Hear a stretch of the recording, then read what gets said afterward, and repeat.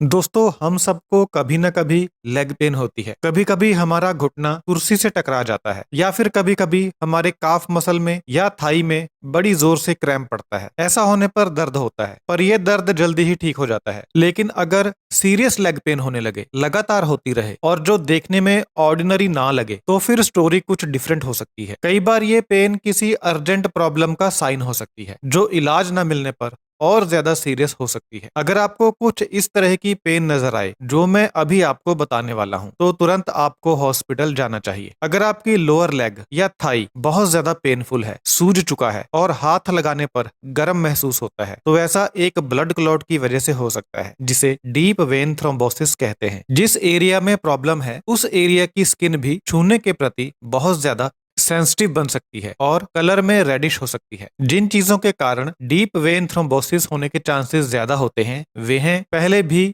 Deep vein thrombosis का हो चुका होना, प्रेगनेंसी का होना, पहले लंबे समय तक बेड रेस्ट के ऊपर रह चुके होना, 65 से ज्यादा की उम्र का होना, पहले किसी मेजर सर्जरी का होना, बर्थ कंट्रोल पिल्स का लेना, हार्मोन रिप्लेसमेंट थेरेपी लेना, किसी प्रकार के कैंसर का होना और किसी प्रकार की कैंसर ट्रीटमेंट का लेना। जो deep vein thrombosis blood clot होता है, ये डेंजरस होता है क्योंकि ये टूटकर बॉडी में आगे जा सकता है। आगे जाकर ये लंग्स में पहुंच सकता है और वहां जाकर आर्टरी में फंस सकता है। जब ऐसा होता है तो इसे पल्मोनरी एम्बोलिज्म कहते हैं। ऐसा होने पर आपको छाती में दर्द, सांस लेने में मुश्किल और खांसी में खून आना जैसे लक्षण नजर आ सकते हैं। पल्मोनरी एम्बोलिज्म एक इमरजेंसी सिचुएशन होती है। इलाज के बिना ये सिचुएशन डेडली हो सकती है। अब हम एक दूसरी तरह की समस्या की बात करेंगे। अगर आपको अक्सर चलते समय अपनी काफ में या थाई में क्रैम्प्स पड़ते हैं और रेस्ट करने पर ये बेटर हो जाते हैं, तो आपको पेरिफेरल आर्टरी डिजीज हो सकती है। पेरिफेरल आर्टरी डिजीज तब होती है जब अंगों को खून पहुंचाने वाली आर्टरीज में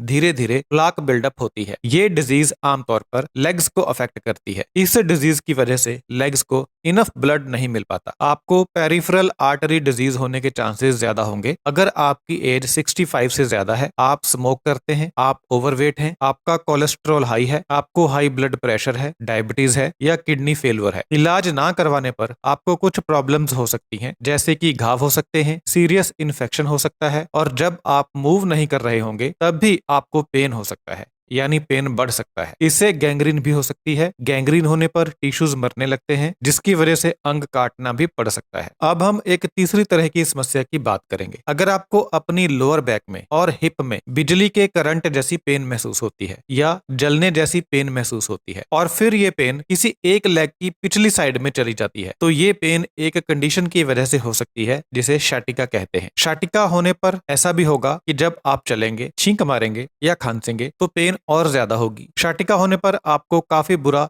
लेग क्रैम्प भी हो सकता है, जो काफी लंबे समय तक रहता है। आपको अपनी लेग में वीकनेस या टिंगलिंग भी महसूस हो सकती है। आपको पेन्स और नीडल चुभने जैसी सेंसेशन भी महसूस हो सकती है। शाटिका नर्व बॉडी की सबसे लंबी और चौड़ी नस होती है। इसकी ब्रांचेस लोअर बैक से लेकर लेग्स के आखिरी सिरे तक फैली होती हैं। अगर ये नस आपकी स्पाइन में हर्निएटेड डिस्क या किसी और वजह से पिंच हो जाती है, तो आपको शाटिका के लक्षण नजर आ सकते हैं और ऐसा आमतौर पर किसी एक लेग में होता है। बहुत से लोग शाटिका होने के बाद फुल रिकवरी हासिल कर लेते हैं। कई बार तो इलाज की भी जरूरत नहीं पड़ती, लेकिन फिर भी आपको डॉक्टर को दिखाना चाहिए अगर आपको शाटिका के लक्षण नजर आते हैं तो, क्योंकि बिना इलाज के कुछ कॉम्प्लिकेशंस पैदा हो सकती हैं, जैसे आपकी लेग में फीलिंग खत्म हो सकती है, आपको बॉवेल या ब्लैडर प्रॉब्लम्स हो सकती हैं और परमानेंट नर्व डैमेज हो सकता है। दोस्तों, इस वीडियो का मकसद आपको डराना नहीं था, बल्कि आगाह करना था, ताकि आप समय रहते एक्शन ले पाएं और नुकसान से बच पाएं। बहुत बहुत धन्यवाद।